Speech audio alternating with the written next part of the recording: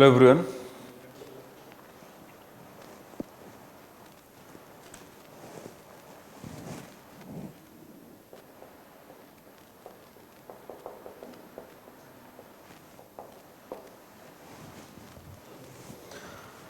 In settlement we have already studied a few of the very important concept and the concept given by the Christoffel related to how the settlement grows, how the urban area grows over the period of time, and his theory primarily based on the economic aspect, the functional aspect of that.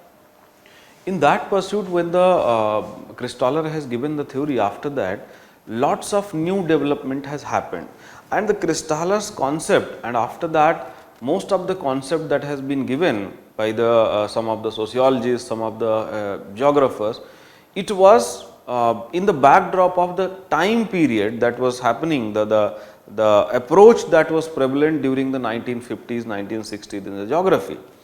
So, that was the time period that is generally referred as quantitative revolution, or the time period when the theorization, model building was very much prevalent. So, settlement geography has also seen so many different concepts, so many different theories, and these theories were just trying to look out that how the settlement is growing in terms of size, space, structure. So, we have different theories, different concepts. Now, most of these concepts were based on some data.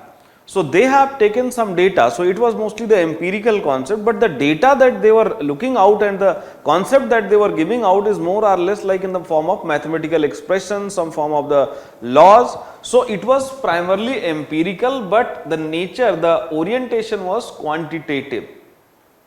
So, lots of quantitative ideas, concept has been propagated associated with that, how the settlements is becoming big, how the settlements are becoming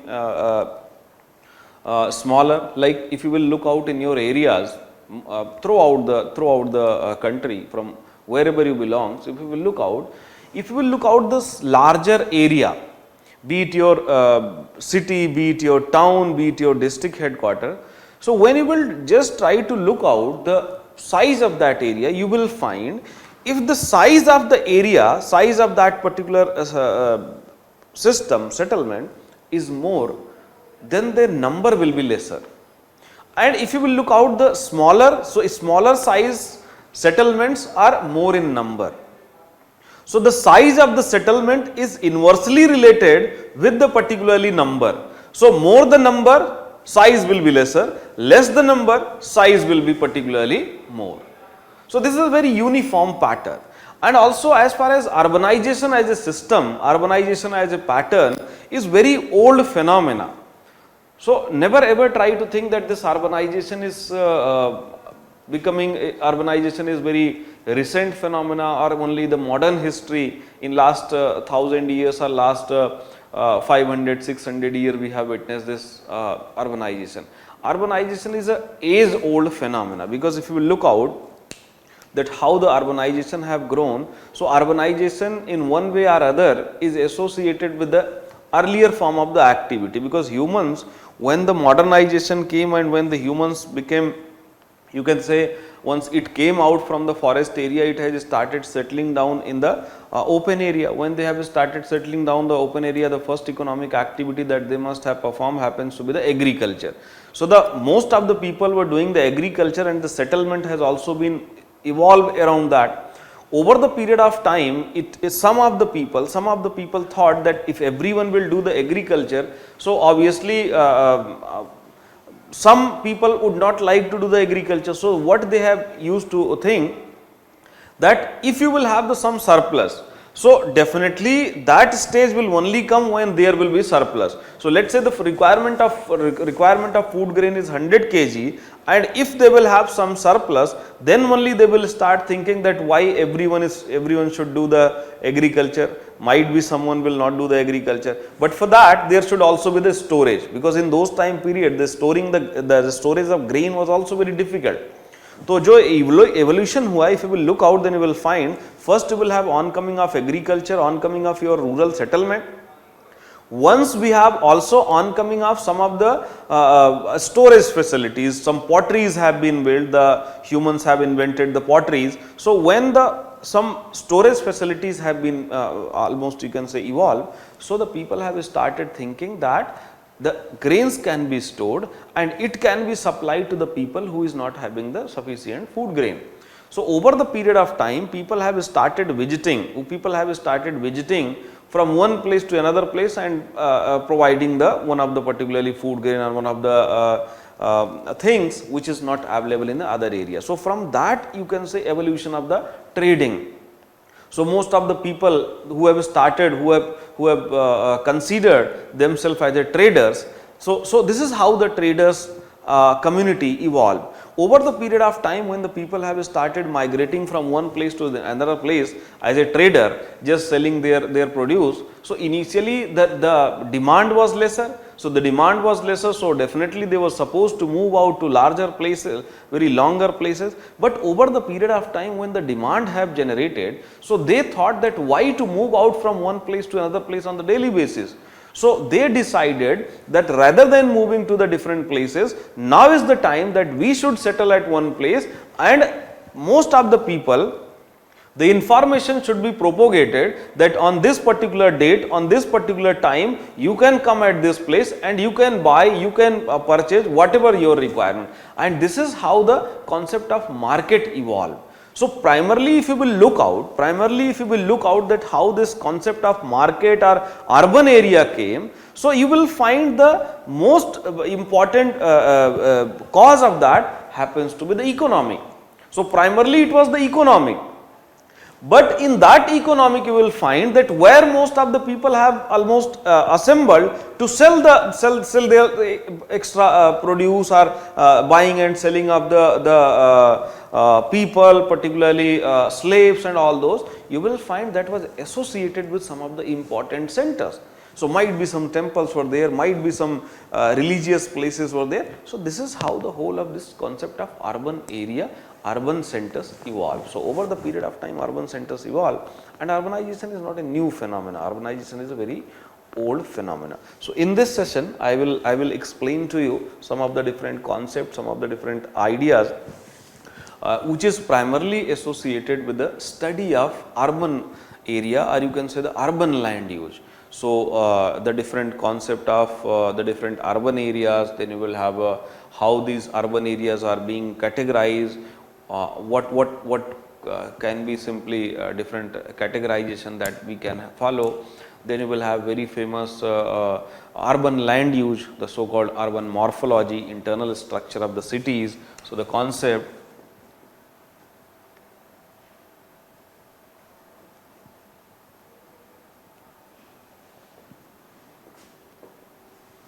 Now, one thing always remember, the chances of the concept that we are going to study, obviously there is a good chances that these concept will be directly asked as it is. Like we have studied the central place theory, या हम लोग अभी पढ़ेंगे CPT, primate city, rank size rule, different concept like you will have multiple nuclei concept, you will have the concentric zone model, you will have the wedge or sectoral model. तो direct पूछे जाने की probability है, but more importantly try to understand that last few years in paper 1 they are asking the question related to the problems that the urban area is facing. Urbanization is a very serious challenge, very serious challenge from the you can say from Indian government's perspective and almost throughout the world. Why this problem of urbanization is more severe as compared to other places? For that you just need to understand one thing. Almost in India, India is one of the most populous country. As per just recent UN population data, as per recent UN population expectation, we are going to surpass the China 15th November 2022. So, within this year itself, we will be most populous country on this planet. In spite of having most populous country in the planet, and I am sure most of you must be having fair enough idea about the problems that the urban area is facing. If quickly I will list out some of the problems that urban area is facing in the present time period. So you will find that urbanization, there is a problem of unemployment, there is a problem of housing, there is a problem of drinking water, there is a problem of safety security, there is a problem of law and order, there is a problem of slum population, there is a problem, numerous problems you will find. You will have a waste disposal, you will have a drainage facility, flash flood, urban flood, these are very common. Then you will have the traffic congestion. So almost you will have a numerous problem that the urban area is facing, and I am sure that most of you must be belonging to some of the cities. Some of you might be from the Mumbai, some of you might be from the Ahmedabad, Bangalore, Delhi, or whatever the places you are, be it not only metropolitan, even some of the smaller cities like Patna, like Lucknow, like Kanpur, like Madurai, like Visakhapatnam. Almost throughout the country you will have, these are the problem that is very common, and if these are the problem that is very common, means most of the policy maker, most of the administrator, most of the planners, they need to devise some strategy to solve this problem. So on one hand we are trying to solve the problem, we are trying to solve the problem, and the present situation is not very good. But on top of it, as a geography student, optional student, and also who is having some good idea about the population, on top of it, try to understand we already have such a huge problem. It's a very big issue. और उसको हम solve अभी कर ही रहे हैं, उसका solution हम ढूंढ ही रहे हैं. On top of it, you also need to understand that in India, as per last census, it was 31%, and at present situation only 35% people are living in the urban area, wherein most of the countries of the world, the urban population is more than 60%. So 60% population is living in the urban area throughout the world. So abhi you need to understand that already we are facing so many issues related to the urbanization. On top of it, you also need to be ready that this process of urbanization will continue with this rapid growth. हम कुछ भी कर लें, because that is the natural. If throughout the world the urbanization is 70%, so how you can expect that it will be only 35% in country like India? Whenever you will have the economic growth, most of the people will love to live in the urbanized system. The city as a system, the city as a life, over the period of time people will get used to. Like in case of Delhi, you must be knowing the problems that Delhi is facing related to the pollution, and most of the studies are suggesting that the life in the Delhi, life expectancy is almost decreasing 10 years. So people are expected to live less in case of the cities like Delhi. Almost 10 years. If the people is living in last 3-4 years, uski life almost 10 साल कम हो रही. But still, if you will look out the pattern of the growth of the cities, you will find almost in 2001, most of the two populous city, that is Mumbai and Delhi, it was having around 12 million population. So almost both of the cities were having almost same population. Or now Delhi is having almost 30 million population, whereas the Mumbai is having hardly 20 million. So in spite of having so many problems in Delhi, still the Delhi is becoming more and more, almost you can say it is tending towards primacy. So primacy at the national level is also evolving in the city like Delhi, and in the backdrop of that, you need to understand that this problem is going to continue. That is why, इसी वजह से आपको दो चीजों के लिए तैयार रहना. पहली चीज ये है कि as a geography student, because settlement is part of your syllabus, so पहली चीज हमें प्रॉब्लम भी पता रहे, and also you need to provide some of the solution. Last 3-4 years में इसी वजह से जो क्वेश्चंस की टेंडेंसी है, this question tendency has shifted, so you need to have more idea. तो जो आप थ्योरीज पढ़ रहे हैं उस थ्योरी का इंपॉर्टेंस रहेगा, लेकिन आपको ये भी देखना है, you should not just rely on the theory, you also look out the problem. Let's say you get to know that we have the problem, so how through these theories, through these concepts, you will try to provide some of the solutions. All right, so we'll first look out the theoretical aspect about the growth, size and spacing of the city, and then the internal structure, and then the classification. The first of all,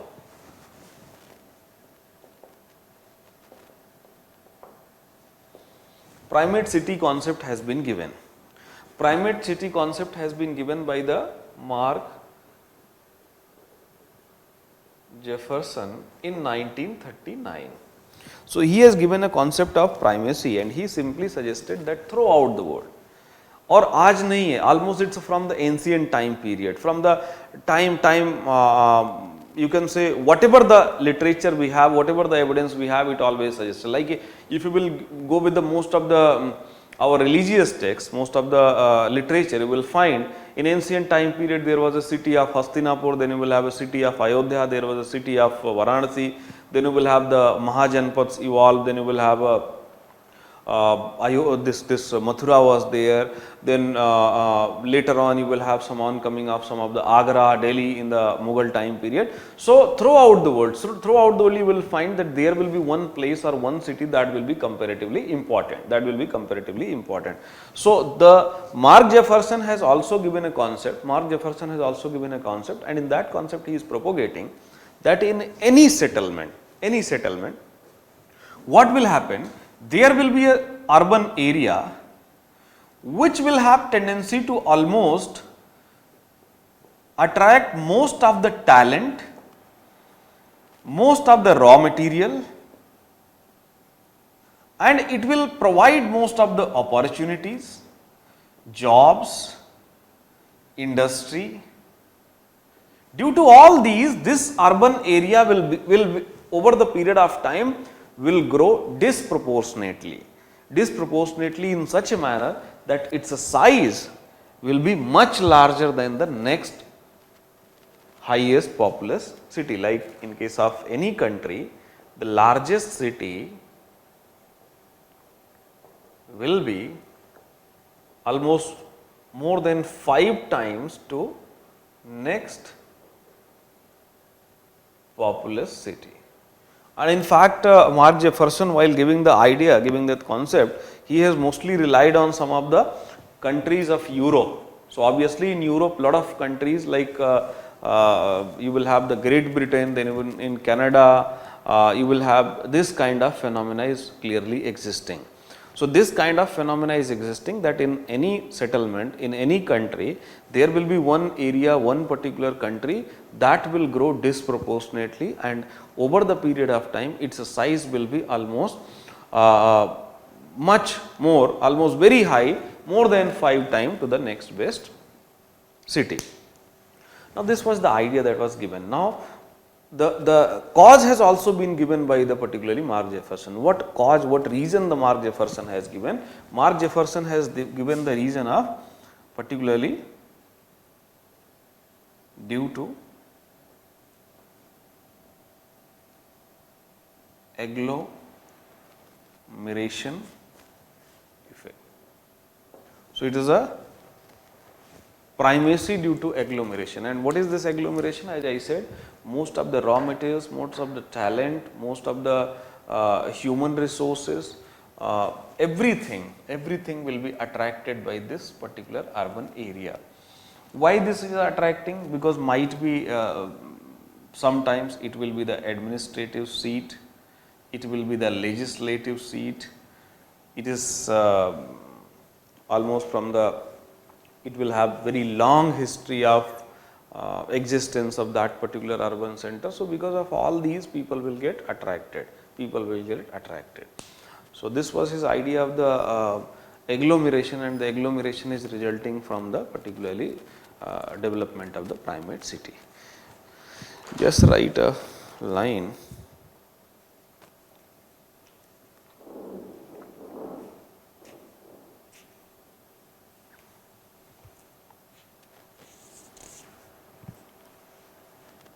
Please write. The agglomeration effect on the growth of cities is a worldwide phenomena. Growth of the cities is a worldwide phenomena. All over the world, the leading cities tend to attract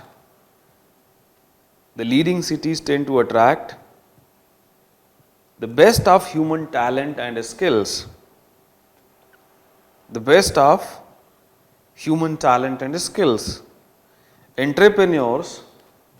Entrepreneurs are attracted to these cities are attracted to these cities, and with them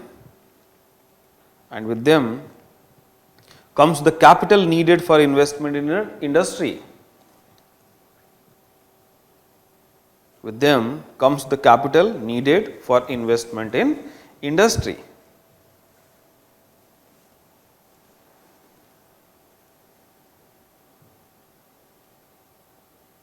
Next point. This force of agglomeration will result into development of primacy.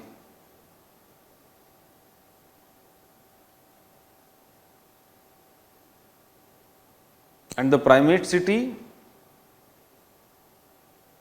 in the course of time becomes the dominant economic,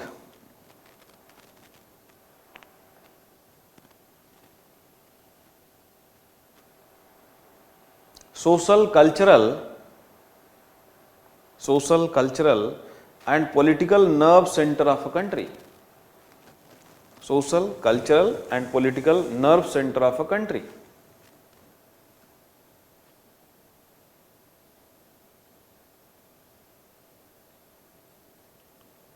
Last point.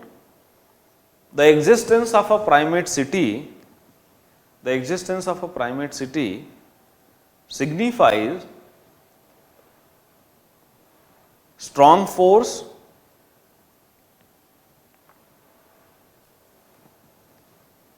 that unify a nation.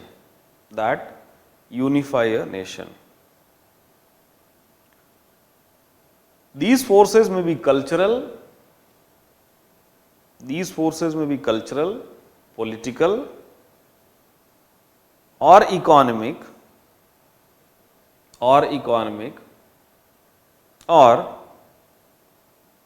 all of these together.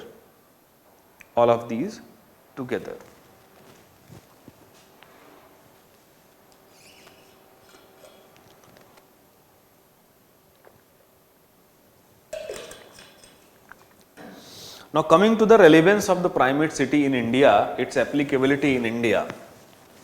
In general, if you will read the last statement, then you will find throughout the world, wherever this is applicable or wherever this primacy is existing in general, so you will find that the primacy is existing in general.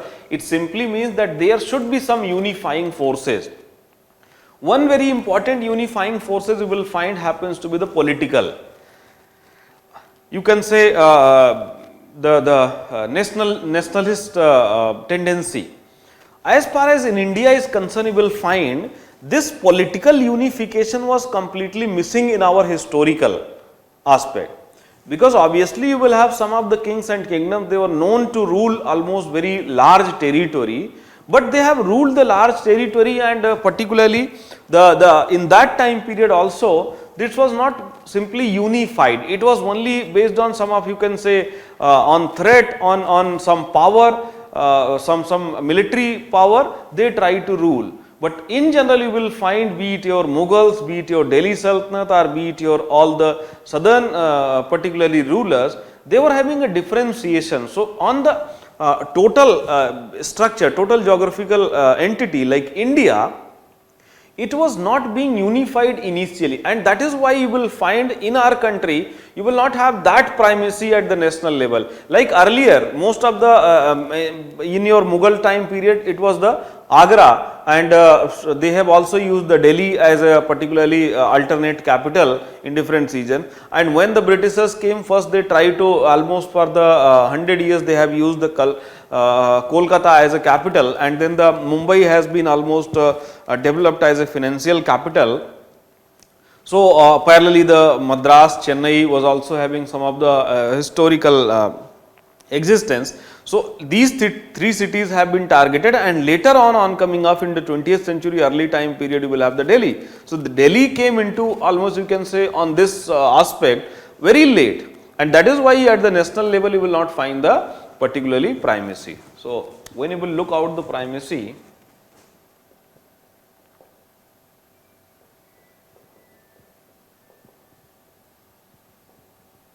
So, in general, no primacy, because when you will look out the present, the last census has been done in 2011, and the census has not been done due to the COVID in 2021, and we are expecting that it will be done very soon from the August September months, and the data will be released very soon. But the general estimate, so if you will look out the Delhi population, so as per general estimates, you will find presently we are having around 30 million population. When you will look out the Mumbai, you will find around we have 20 million population. When you will look out the particularly Bangalore, so you will find it is around 13 million. When you will look out the Chennai, it is around 12 million. And most interestingly, if you will look out the population data of 2001, you will find that here you will have the population was around 13 million, Mumbai was also having around 13 million, this was having around 6.5 million, it was having around 4.5 million.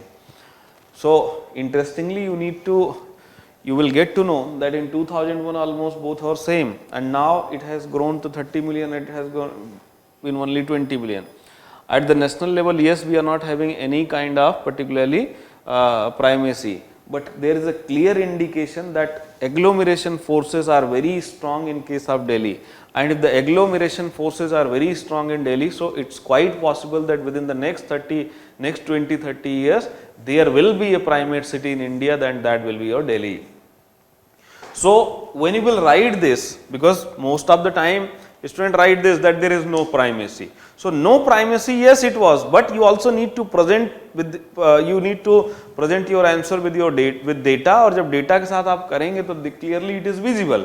And also you can add few more things, that why this Delhi is growing such a high population. So, forces of agglomeration है, उसके साथ में internal structure भी जब हम लोग पढ़ेंगे, internal structure concept. So, in internal structure concept we will have the different model like you will have the particularly concentric zone model, you will have the sectoral model, then you will have the particularly multiple nuclei model. As far as the places like Delhi, almost all the three models is very much active.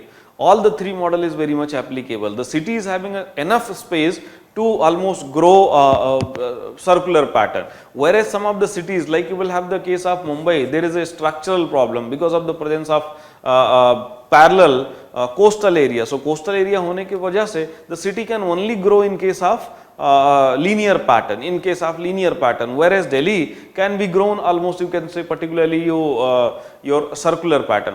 On top of it, you also need to give the importance to transportation, modern transportation, like how the metro, because from the 2001 itself you will find most of the population growth in case of Delhi. So, it was in the wake of particularly facility, modern mobility, like oncoming of metros and all.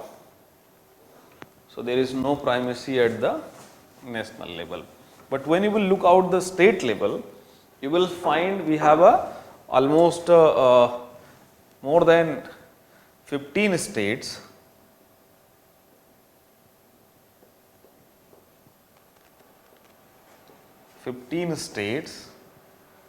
have primacy. In case of states, always remember the states that are smaller, either in the states that are smaller in size and also a smaller population, they have more tendency of the particularly primacy. In case of bigger cities, in case of bigger states that are big in size and also having the primacy, one very good example is your Rajasthan. So, Rajasthan is also having the particularly primacy, but again if you will look out the Rajasthan, that why in Rajasthan the primacy is existing, then you will find the geographical factors are very important. So, geographical factors are such that almost whole of the western area, whole of the western part of your Rajasthan is having some structural problem, and because of the structural problem, like you will have the climatic disadvantages, you will have the physiographic disadvantages, and because of that settlement is not very very rapidly growing in those particular areas. Now, this model has been given by Mark Jefferson in 1939. Then after 10 years, there has been one more model that has been given by the G.K. Jiff, and Jiff happens to be the sociologist. Now, if you will look out the primate city, if you will go for the criticism and critical analysis of the primate city, the one thing that you will find in case of primate city, the Mark Jefferson is only looking out the largest city. So, the largest city, one more thing I would like to add, whenever you will write the answer related to any settlement, as far as when you are writing related to the concept of primate city, तो primate city के concept में तो देखो simple सा मैंने explain कर दिया कि प्राइमेसी नेशनल लेवल पे नहीं है, स्टेट लेवल पे है और नेशनल लेवल पे इन फ्यूचर ग्रो हो रही है. But when you will write in general question, whenever you are writing about the migration, whenever you are writing about the simple urbanization, that what are the problems that the urban area is facing, what is the urban flood. So, in those concepts, you can bring the concept of primacy, you can bring the discussion of particularly the forces of agglomeration. So, forces of agglomeration and tendency of primacy is always existing in most of the cities of India, not necessarily only the Delhi, almost in all the cities. अगर आप पुणे का देखेंगे, अगर आप हैदराबाद का देखेंगे, अगर आप बैंगलोर का देखेंगे, almost throughout the India, you will have this is the new pattern that is emerging. The forces of agglomeration is very strong, and why the forces of agglomeration is strong, I have already given you the some of the content for that. तो आप कहीं पे भी use कर सकते, anyway. So, in case of concept of primate city, the Mark Jefferson have only focused on the city that is having the highest size, largest size. The other cities has not been focused. What other cities are doing, are their data what is telling, it was not almost you can say appreciated. So, then came the next model is referred as rank size rule. The rank size rule, first of all, it is a purely mathematical. So, it is a purely mathematical concept, but most interesting thing with the rank size rule, that it is not only considering the highest, largest town, largest city, but it is also considering the other towns, it is also considering the other settlement. So, other settlements has also been considered while propagating the idea of the rank size rule. Now, how he has presented his model. So, G.K. Jiff has presented the concept of rank size rule in the form of mathematical expression. So, what was the mathematical expression?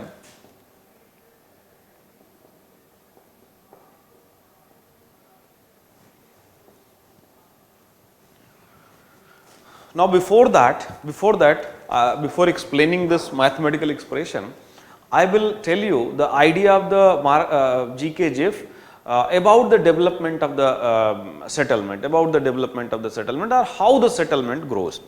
Like I have started the discussion, that whenever you will go look out the settlement in your area, whenever you will look out the most of the settlement, you will find when the settlement is larger, bigger, so their number will be comparatively lesser. So, larger settlements are having less in number and the smaller settlements are in the large in number. Now, why this happens? Why you will have most of the big settlements have lesser in number and also they are very far. So, Mumbai, Delhi, Mumbai, Chennai, particularly Kolkata. Why you will have this? So, Mark Jefferson has come out with the idea, two forces. So, he simply suggested that most of the urban settlement that is growing, it is in response to the two forces. Which of the two forces he simply suggested? He simply suggested that there will be two forces, that is forces of unification and forces of diversification. Now, what is this forces of unification, forces of diversification? देखो क्या होता है mostly, let suppose think about the rural settlement. अगर आप आज भी देखेंगे most of the rural settlement through out the country, most of the rural settlement you will find that it is having some limitation. So, in most of the rural settlement is you will find this. I am not talking about their shape, I am just concentrating on size. First of all, you will find in most of the places rural settlement are small in size, point number one. Second, you will find most of the rural settlement are very near. So, you will find specifically in the fertile land, like in case of northern plain, you will find most of the rural settlements are hardly of 1 kilometer. So, between the rural settlements, between the two rural areas, villages, the distance is hardly 1 kilometer. So, very near you will have the settlements are growing. Now, what is the reason behind that? Most of the people that were doing the agriculture are in rural areas, which is the most important asset or which is the most important economic activity. So, you will find the asset is land and economic activity is agriculture, and agriculture is a kind of economic activity in which you need to interact with the field, you need to go to the field frequently. So, you need to go to the field in the morning time, in the afternoon time, in the evening time. Also, you need to take care some of your some crops that you have cultivated. This crop should not be affected, it should not be almost damaged by some of the animals or some of the other people. So, for that you need to have a proximity, you need to have a closeness from your house, from your settlement to that land. And also, the fields over the period of time from generation to generation, you will find the field is being divided among the children. So, among the children the field is being divided. So, it is not possible that for every field, for each and every field there will be some form of the transportation. So, might be there is only small boundary between the field, and that boundary will be used for the walking. So, only you can access your field through barefoot. So, most of the people were frequently going to the field, and that is why the field should be very near to the settlement. So, most of the field should be within the proximity, let us say half kilometer or maximum 1 kilometer. So, within the 1 kilometer the new settlement will start traveling. So, let us suppose that there is a settlement and the field is 2 kilometer away. So, over the period of time people have tendency to go and settle over there, First they will install, let us say in last 40-50, I am not talking about very old age, but in last 50-60 years you will find that the people will go and they will construct some well. So, once they will construct the well, so there will be a water availability. So, over the period of time people will somebody from the family will go and they will take the lunch, they will take the meal over there. But over the period of time they will have tendency that why to go and travel morning and evening for the food, why not have some form of the settlement, some form of the shelter and all those, and we can prepare the meal here. Over the period of time this tendency will grow, and ultimately what will happen, that there will be a movement of people to that area. So, in this way the settlement will emerge. This is referred as forces of diversification. Forces of diversification, what happens? The need is very less, the requirement is very less, and there will be almost a self-sufficiency in that economic unit. So, the land is more than sufficient to fulfill all the needs of the villagers. Land is more than sufficient to fulfill all the needs of the farmer, and if the land is more than sufficient to fulfill all the needs of for the farmer will be just living in the proximity to the land. Whereas in force of unification you will find what will happen. In force of unification, the farmer or the people is not only depending on one activity. So, there will be few more activity, like when you will think of this primary activity agriculture, so land is only there, but when you will look out some of the secondary activity, let us say manufacturing something. So, let us say you are manufacturing, you need to get some raw material, might be the raw material is not in the proximity. So, you need to move out some at least for some distance. That is why when the secondary industrial activity or secondary economic activity, in that case the number of towns, the number of settlement will be comparatively lesser than the village and size will be larger. But still the forces of diversification will be active. Whereas for the tertiary activity, forces of unification will be working, and these forces of unification are such in nature that they will attract the best of talent. So, from where I have started, the forces of agglomeration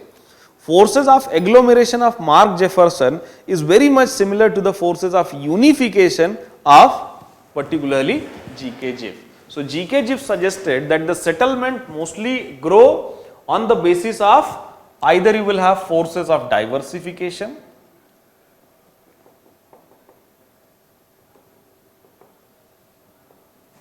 and forces of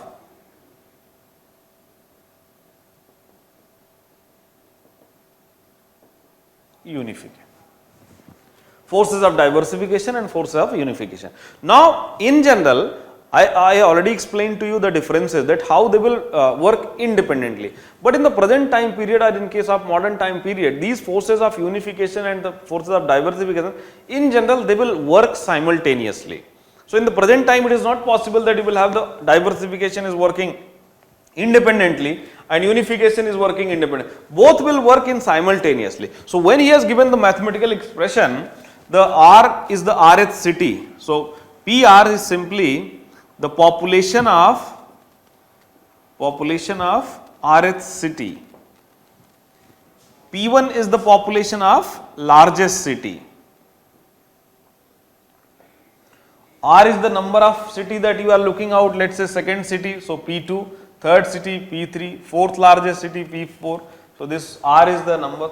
Now, Q is actually the interrelationship of forces of diversification and unification. So, it is an expression which is based on the interrelationship of forces of unification and forces of diversification, and Giff considered that because forces of unification, forces of diversification will have tendency to converge, that is why he has considered Q as unity.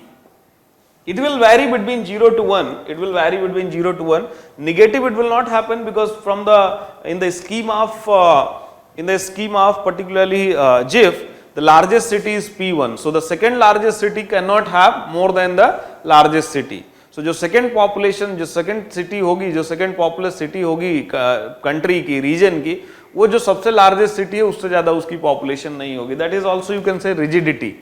That is also kind of rigidity. So, if you will look out the second populous city, so you will find second populous city will be 1/2 of the largest city. So, second populous city will be P1 by 2, third largest city will be P1 by 3, 1/3, fourth largest city P1 by 4. Now, if you will look out present situation, obviously in general rank size rule is not applicable, but if you will look out present situation, you will find the largest city is 30 lakh. So, the second largest city is Mumbai, which is having 20 lakh, so it is not fulfilling. The third largest city, that is around 12 lakh, so 12 million. So, somehow the primacy, the rank size rule is applicable in third, but again in case of fourth, again it is not applicable. So, you can say earlier rank size rule was not applicable in case of national level, rank size rule was not applicable in general for the state level, because in state level, as we have already discussed, around 15 states we have the primacy. So, if in that 15 states primacy is existing, so possibility of the rank size rule is less. So, possibility of rank size rule is less in case of primarily, in case of particularly in case of particularly state level. But yes, some of the states which are not known for showing, primacy, there you will have the possibility of rank size. Like you will have very classical is your UP. UP is one of the state where the rank size rule is applicable. You will have Haryana. So, Haryana, UP, these are the two states which are showing some form of the rank size rule. So, rank size rule is in case of India, it is a kind of exception. So, almost not applicable. At national level, you can say in the modern time period, earlier it was not applicable. But in modern time you can say partially applicable, like largest city and the third largest city is 1/3 size, but second and fourth it is not applicable. At the state level it is more like exception as compared to the particularly rule. Just write few lines. GK Giff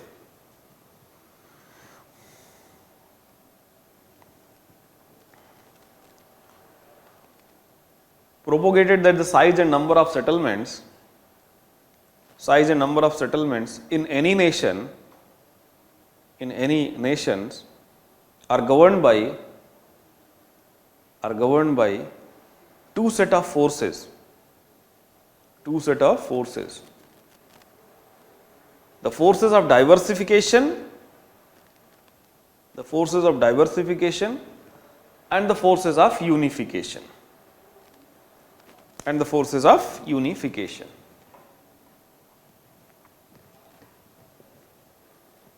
the forces of diversification produces a large number of settlements which are small in size. The forces of diversification produces a large number of settlements which are small in size.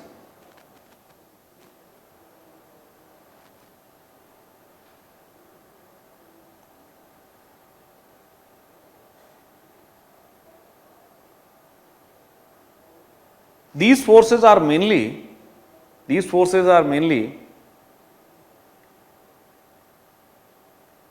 visible in the area where primary and secondary economic activity is performed.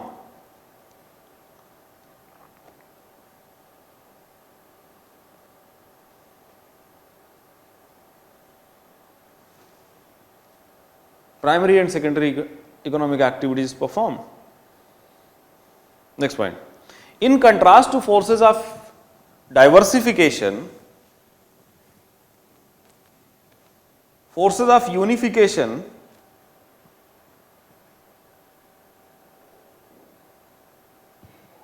result in the emergence of few large settlement.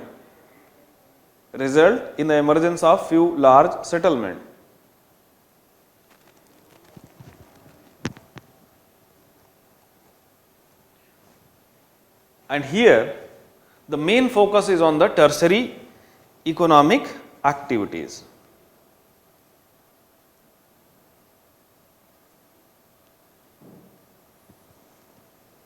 Tertiary economic activity. Nearness to the market rather than the source of raw material, nearness to the market rather than the sources of raw material is the determining factor in the location of settlement.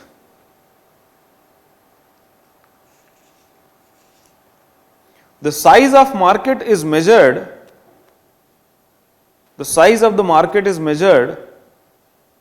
by the population of settlement itself.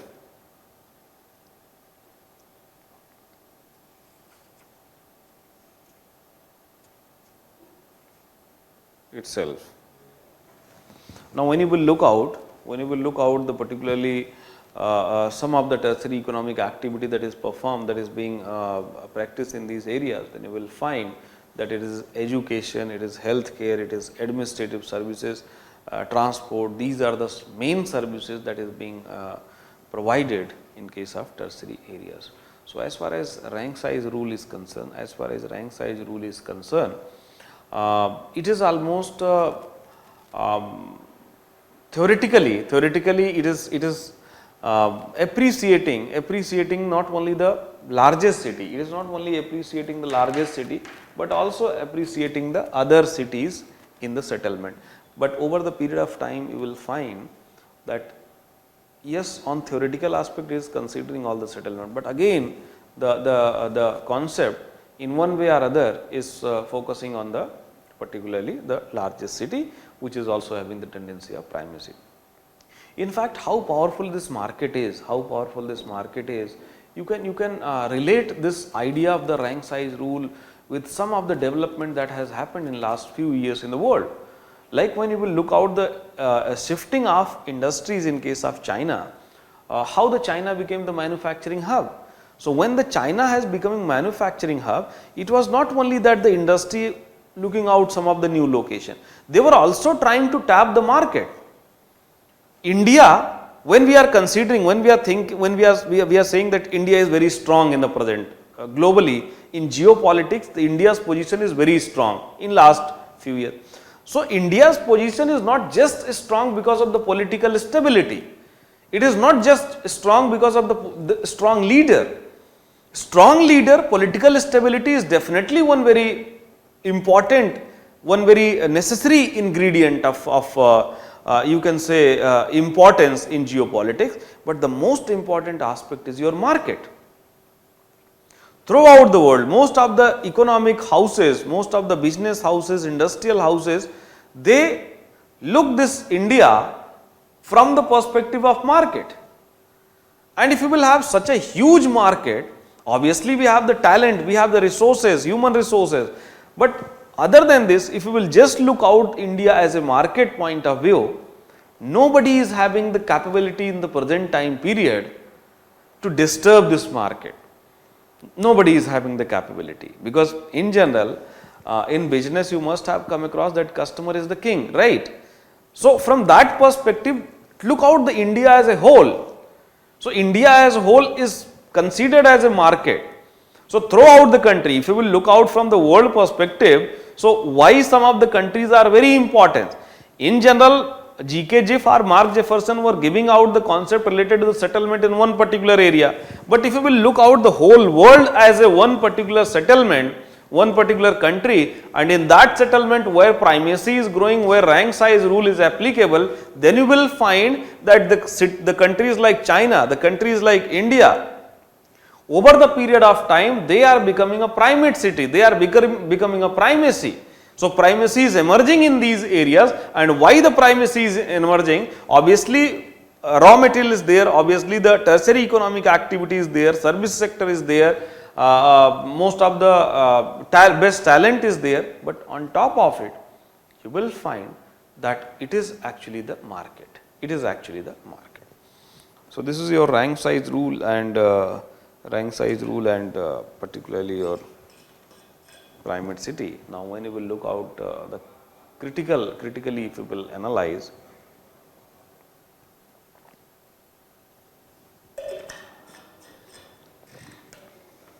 then you can say that both in primate city and the rank size rule, first of all they try to in one way or other they have only focused on the largest city.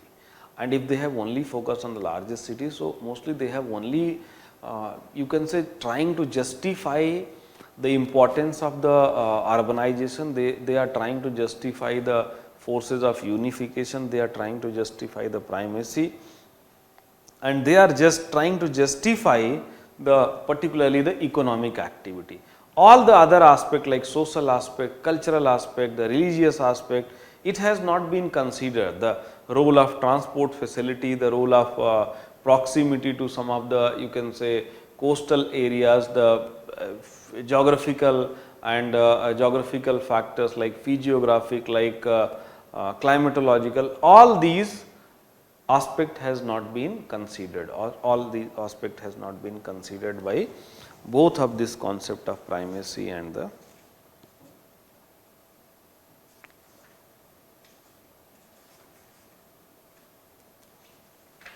primate city, rank size rule. Just write a paragraph, it is very good paragraph.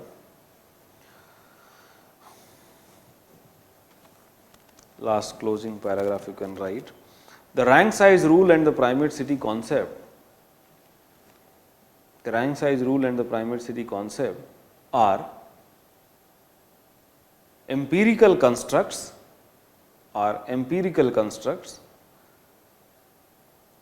and their objective is to explain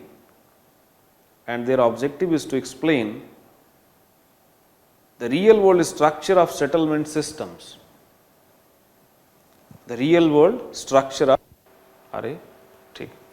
alright. So we were discussing the CBD, and as I was saying that this CBD is not necessarily it should be the geometrically at center, and rather it's based on the functions. It's based on the function. Like in case of if you will look out the Delhi that has been primarily planned by the Britishers, you will find that central business district your Connaught Place. So Connaught Place works as a central business district, and here you will have the most land rent is so high that in central business district the smaller business houses will not be able to survive, domestic brands will not be able to survive, only the international brands, luxury brands they will be able to survive.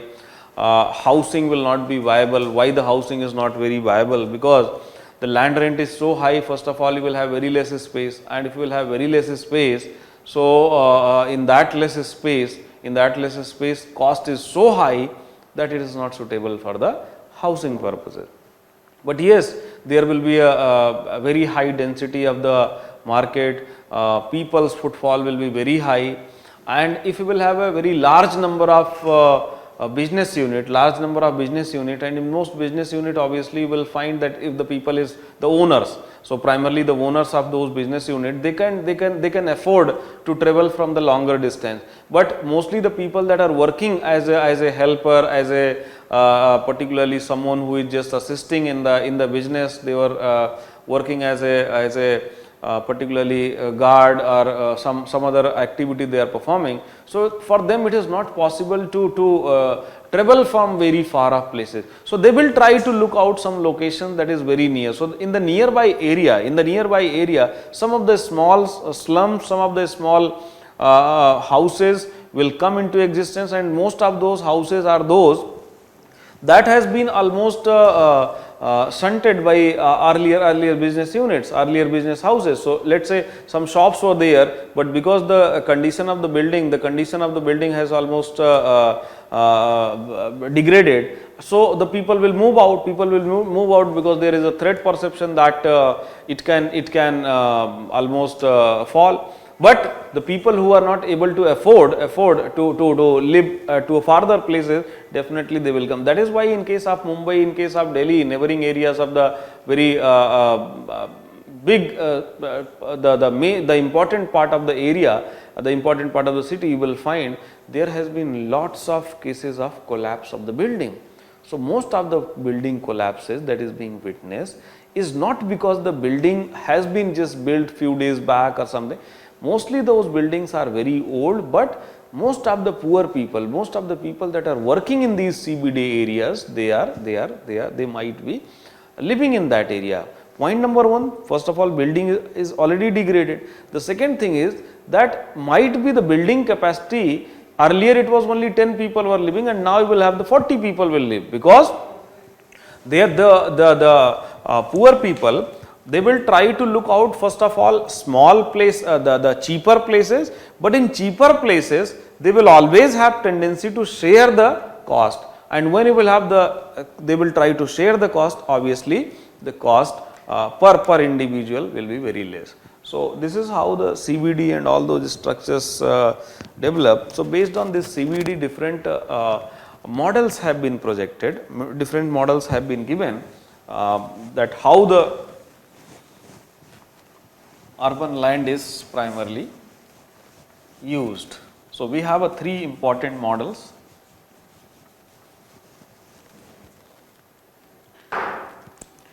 Let me tell you one thing importantly.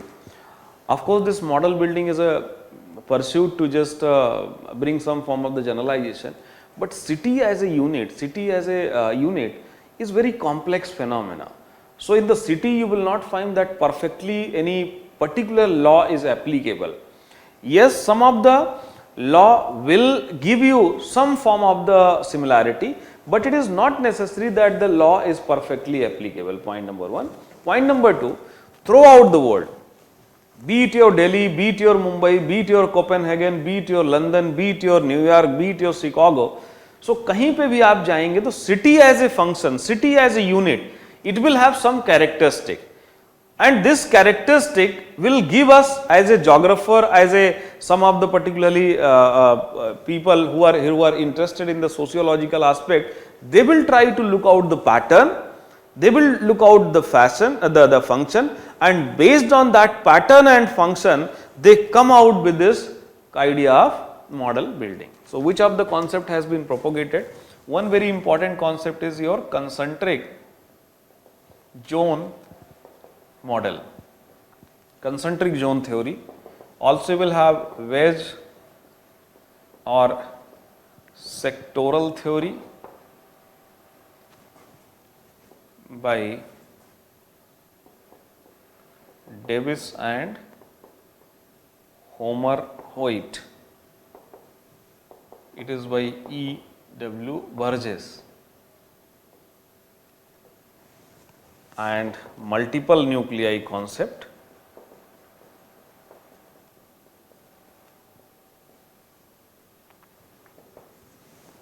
Multiple nuclei concept of Harris and Ullmann. So, Harris and Ullmann. So, first we will start with the concentric. Concentric zone model is a very simplified version. Concentric zone model is a very simplified version, and concentric zone model believes that most of the city develops around the CBD. So, it believes that city's growth is circular and the growth is around the CBD. So, main area, the main zone is your CBD, and this CBD has been referred as zone 1. So, in general, just write few important characteristics. So, those who have already studied, definitely they can rely on whatever they have studied, but those who have not earlier done this, so it is important to quickly just note down the some of the characteristic, or those who are having the model and theory book of Majid Hussain. तो model and theory book जो आपकी माजिद हुसैन से, अगर आप उस पर पढ़ना चाहें तो you can read from the page number 152. So it's very good some of the characteristic of CBD that is given. So if you want to note, you can note it down or you can read it from there. So there are some of the characteristic that is given and you can write it. Like first characteristic, it lies central, so at least in terms of accessibility, so not in terms of exactly geometrical. The second characteristic is it has a greater concentration of tall buildings than any other regions of the city. The third important characteristic is it normally includes most of the city's offices and largest retail stores. It normally includes most of the city's offices and largest retail stores. Fourth is it is an area where vehicular and pedestrian traffic are likely to be most concentrated. Next is its average higher assessed land values and taxes paid than any other part of the city. And last is it draws its business from the whole urban area and from all ethnic, cultural groups and classes of people. So most people of the neighboring area of the region, they tends to visit this city.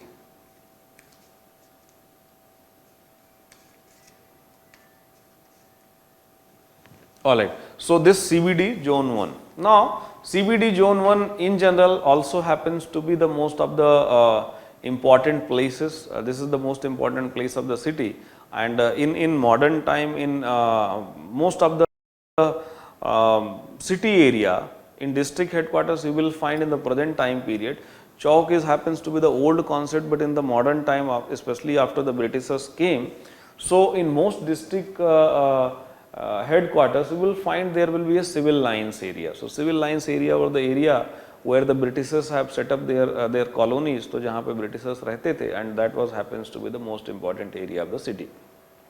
So in the present time period, most of the places in general, small places, you will find the civil lines happens to be the your CBD. As far as the as far as the European concept, so in the European concept, you will find that these CBD also locally referred as downtown. So this was the area where you will have the downtown.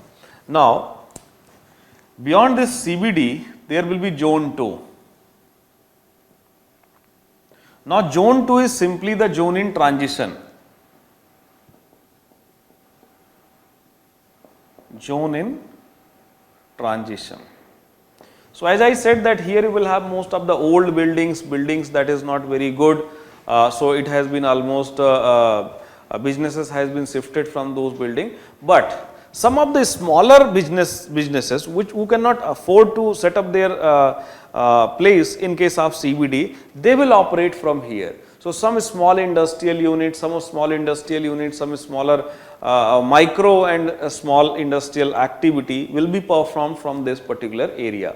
तो यहाँ से होगा, and mostly here the housing as well as the industrial activity will go simultaneously. And as far as housing is concerned, so housing किस तरीके से होगी, I already have told you that here mostly the poor people will live, and those are the poor people who cannot afford transportation to go to the CBD. So mostly the people working in the CBD and they want to access this frequently. So this is the zone. Now the zone 3rd is So it is a poor workers zone. So zone 3 is your poor worker zone. In zone 2 also you can think of that lots of slums will develop. So most of the slums that will develop within the city, there will be a majority of the slums, largest slums that are developing throughout the world and in our country also, वो ज़्यादा से ज़्यादा आप देखेंगे that will be away from the city. So that will be in the transition zone, rural urban fringe जो होता है, rural urban fringe area में develop होंगे. But lots of slums like you will have the very famous Dharavi, it has developed in this zone too. Then you will have the poor workers zone. So mostly these are the people that are working in the CBD and comparatively they are having very small houses. Also in the modern times some of your tall buildings like your flats, housing societies, something like that is being present in this zone particularly 3. Now comes the zone 4.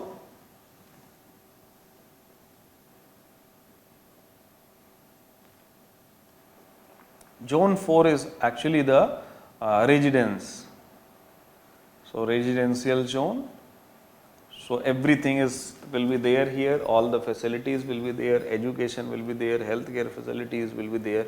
Most of the middle and rich class people will live in this residential zone. Here there will be a proper spacing, there will be a drainage facility, there will be a drinking water facility. So everything is available in this residential zone. And most outer zone will be your commuters zone.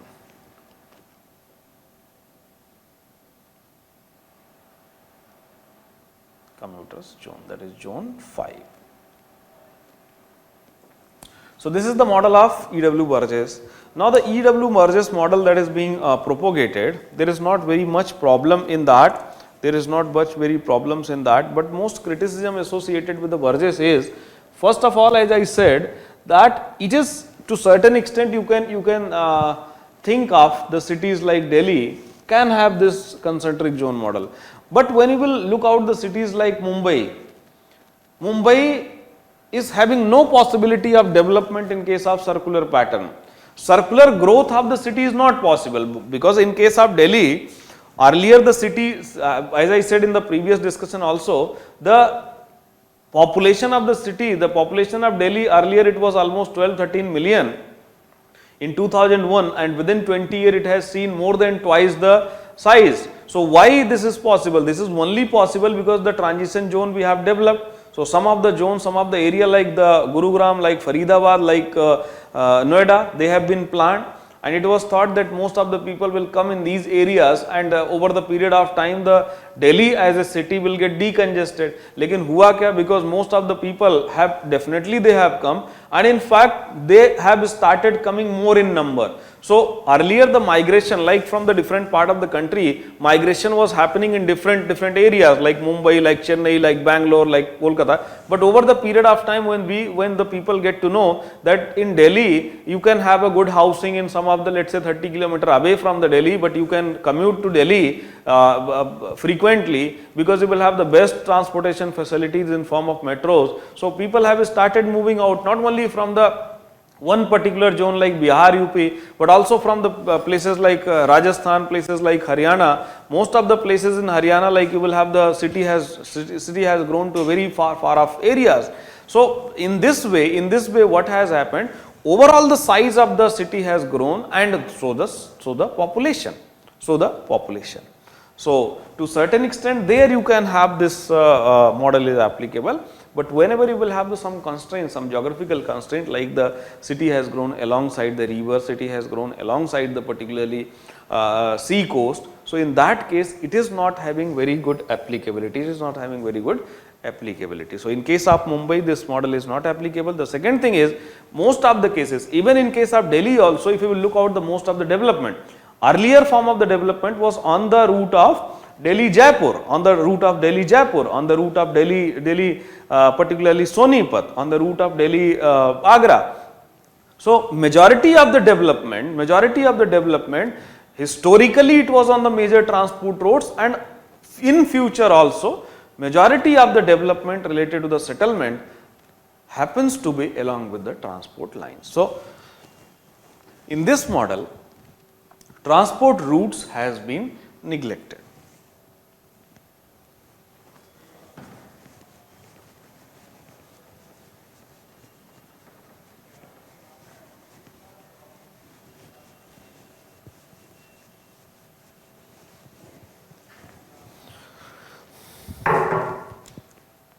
So, to tackle that criticism and also to give some modern form of model, sectoral or wedge model have been given.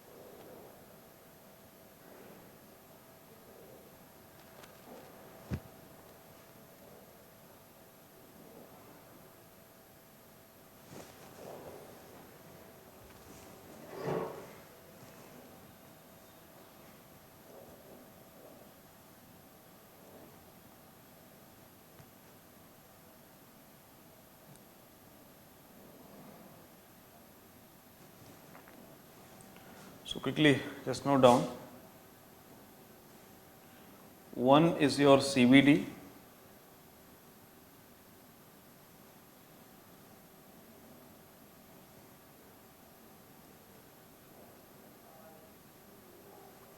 two is your light manufacturing, two is your light manufacturing centers, three is low class residence, 3 is low class residence, 4 is medium class residence, 5 is high class residence, 5 is high class residence.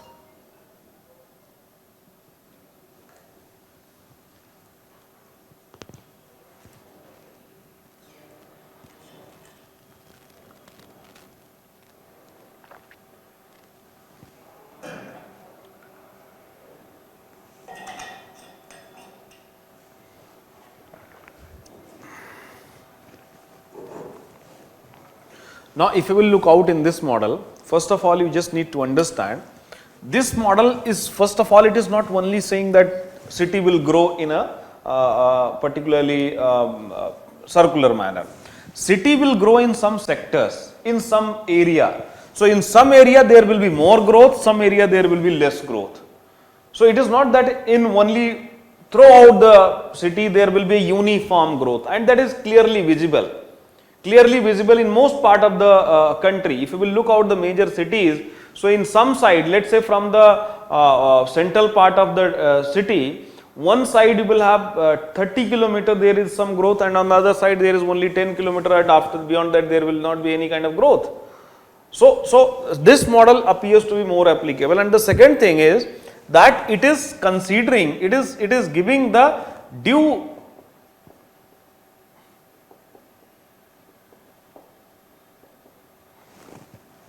respect to the major transport routes. So, majority of the development will be along the major transport route. Like the best houses you will find in most of the urban area, like in Mumbai, Pune.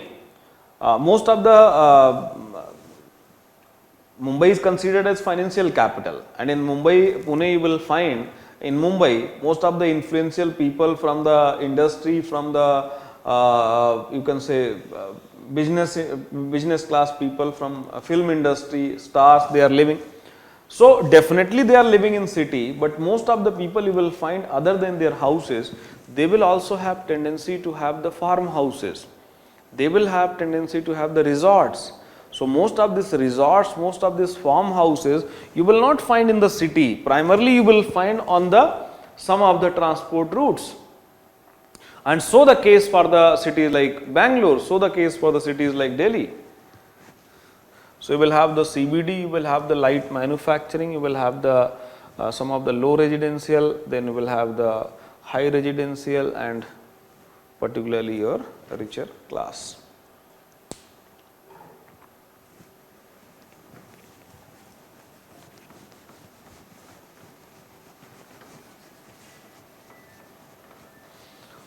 So sectoral or wedge model, obviously it is moving from the concentric zone, it is considering that yes, the city will not grow uniformly throughout the city. The urban area will have different patterns and this growth will be in the sector, but still it is having a one very important problem. It is having very important problem, like it is still thinking that there will be only one central business district. So in that central business district, people will come and most of the shopping, most of the selling, purchasing will happen in the central business district. Most of the big centers will be there only. But in the present time period, if you will look out, then both this concentric and this sectoral model is less feasible, because nowadays you will have the mall culture, and wherever there is a mall, so obviously there will be a more probability that the people will get concentrated. Other than the mall culture, what is happening in modern cities like if you will look out the Chandigarh. So the Chandigarh has been planned in such a manner that the idea is that for each and everything, all the people should not go to one particular place, because let's suppose that you will have the central place. Just try to understand in simplistic manner. Let's say this is the city. Earlier the size was this one. So here is the place that is called CBD. So most of the people were coming from this. So it was almost possible to cater. But imagine that now everyone, if they will go to this central business district, first of all the size of the city will grow, there will be a traffic problem, there will be a law and order problem, and also this traffic problem will be there everywhere. So there will be loss of economy. That is why nowadays a concept, or you can say new pattern is emerging, where we are thinking that there should not be only one CBD, there can be a multiple CBD. So there can be a CBD like Noida, there can be a CBD like Faridabad, there can be a CBD like you will have the Gurugram, there can be a CBD like Secunderabad, there can be a CBD like you will have the Navi Mumbai. So different places, we are not just relying on one CBD, and the growth of the city will be along that CBD. So new model, which is referred as multiple nuclei model,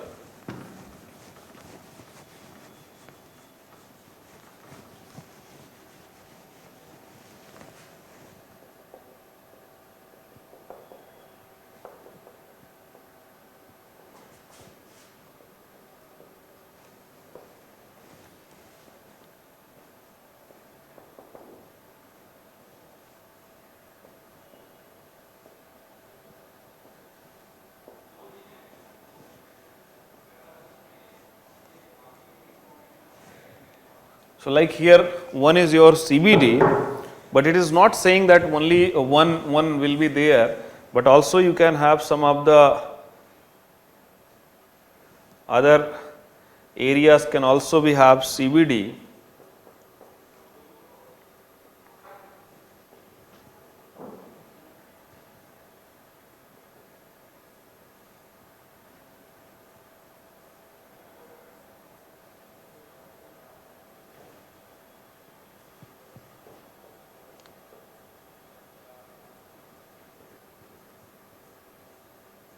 Just write down the explanation, elaboration of all these.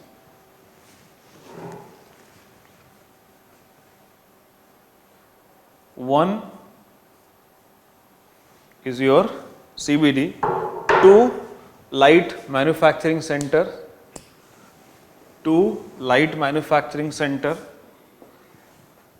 3 low class residential, 4 medium class residential, 5 high class residential, high class residential. 6, heavy manufacturing, heavy manufacturing. 7, outlying business district, outlying business district. 8, residential suburb, 8, residential suburb. 9, industrial suburb.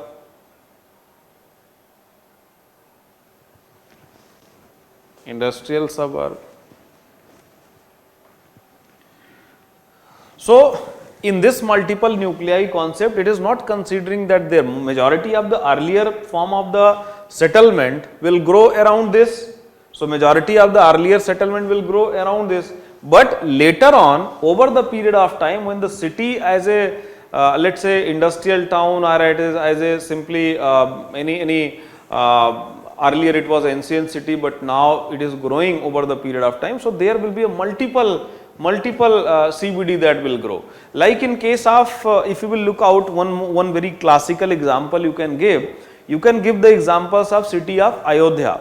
So, Ayodhya earlier it was known as Faizabad. So, this is a very, you can say this is a city which is being almost you can say one of the ancient cities. So, in our literature some of the cities that is being referred multiple times. So, one of them happens to be this Ayodhya.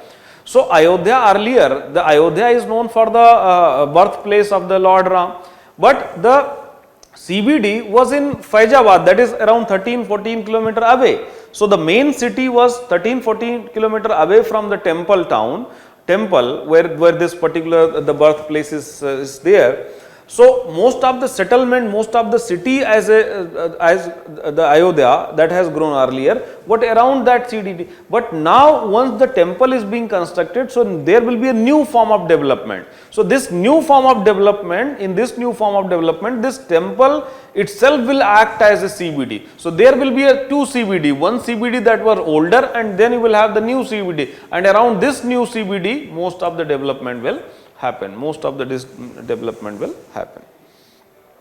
So, this is your different ideas concept of internal structure of the cities. Now,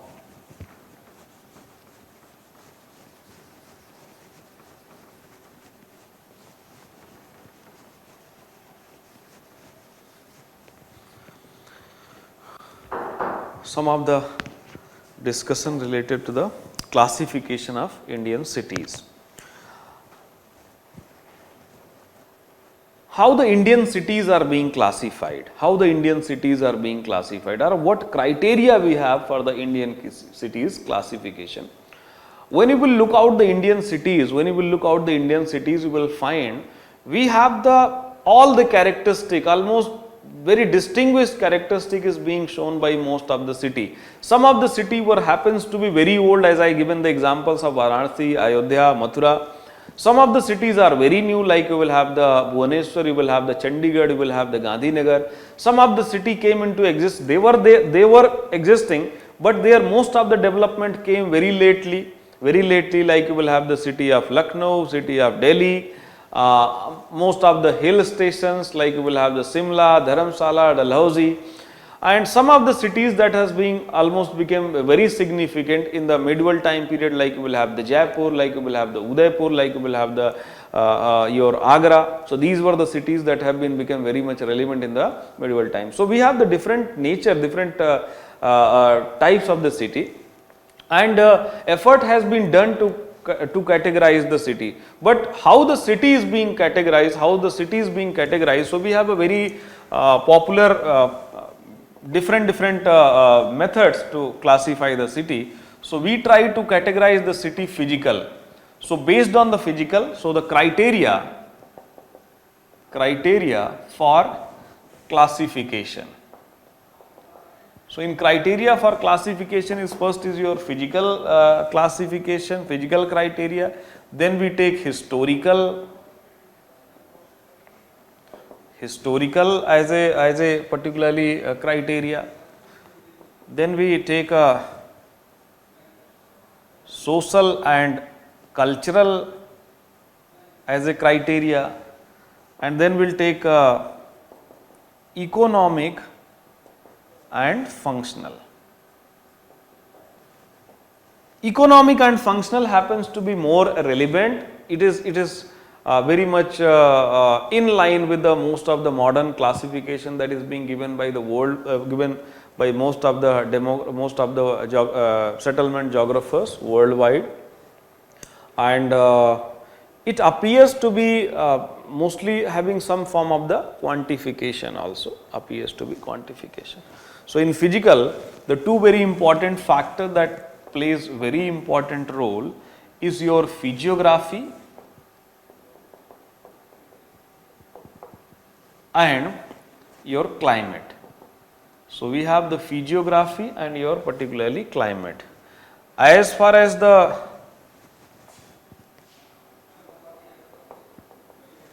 as social and culture, we have various methods, we have various social and cultural issues, like you will have the language is there, religion is there, caste is there, class is there, ethnicity is there. So, we have various different aspects. Language is considered, religion is considered one of the very powerful tool for the classification. So, few of the classification that you can write start with the physical characteristics. So, in physical characteristic there are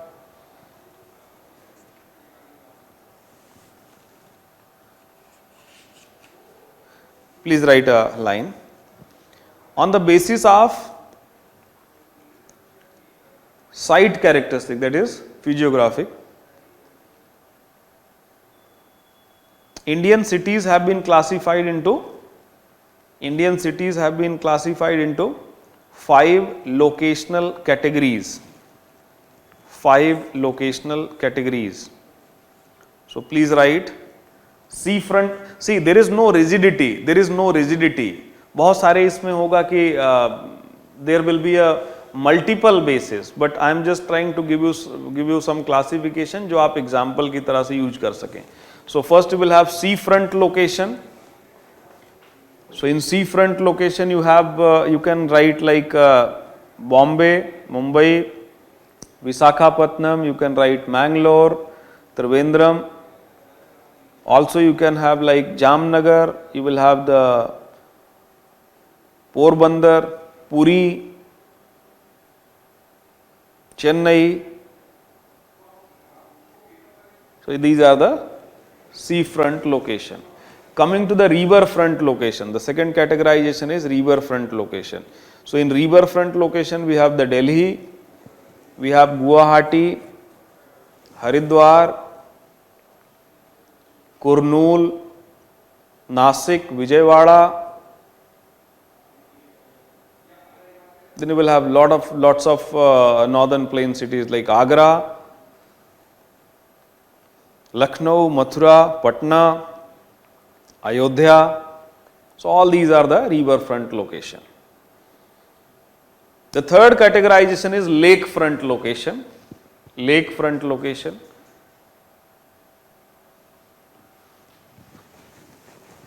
Sea front location, lake front location, river front location. Lake front location, please write Ajmer, Bhopal, Udaipur, Srinagar, Shillong.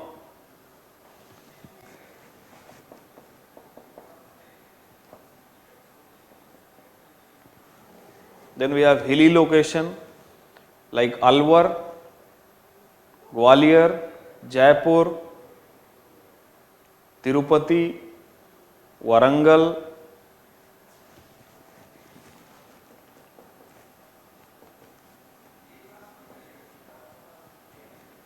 Then we will have flatland location.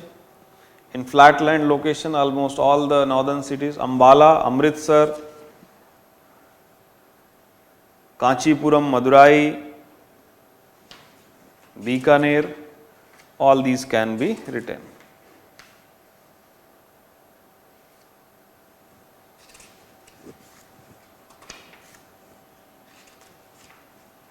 Alright.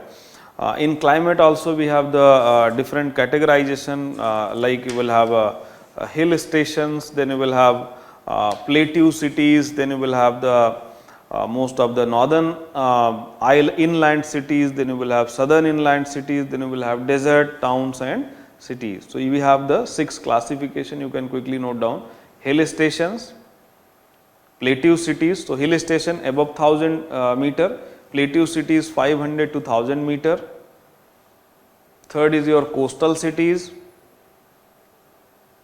So, here less than 500 meter altitude, and these are within 50 kilometer range to the coast. Fourth is northern island cities. Then fifth is southern island cities, and sixth is desert town and cities. Desert town and cities.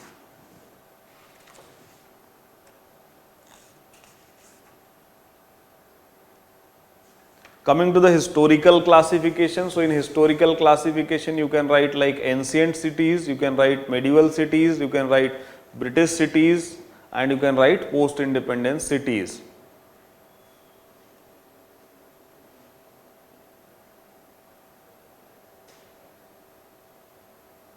So, around 45 cities of our country happens to be more than 1000 years of old. 45 cities of our country happens to be more than 1000 years of old. Majority of these cities you will find, majority of these cities happens to be belonging to the southern India. Medieval cities. So, in medieval cities you can give some examples like Delhi, Hyderabad, particularly you can give examples like Jaipur, Agra. Then we have British Indian cities, mostly the cities set up by the Britishers like Dalhousie, all the examples I have given, Calcutta, Bombay, Madras, and then we have the post independence. So, in post independence mostly the cities like Chandigarh, cities like Dispur, cities like you will have Gandhinagar, you will have Bhubaneswar.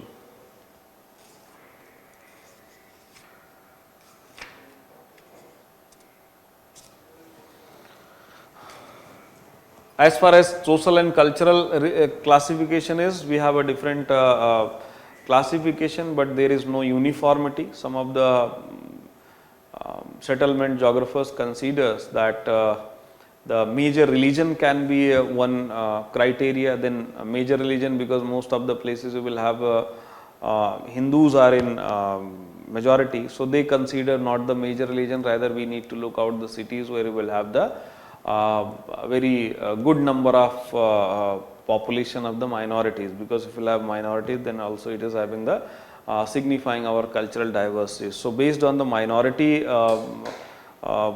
population, the cities have been categorized, and based on the religions, like the most diverse city in our country happens to be the Mumbai, where different language speaking people are living. As far as other cities of concern of our country, majority of the cities you will have the one dominance, like in Delhi you will have the Hindi speaking is dominant, in case of Kolkata it is the Bengali population, in case of Chennai it is the Tamil population that is dominant language. So, in this way you will have the different classification. Last is your economic classification. So, in economic classification is based on the functional classification. It is important because here you will have the Ashok Mitra has given some classification, then you will have the Qazi Ahmed has also given some of the classification. Ashok Mitra's classification is very popular.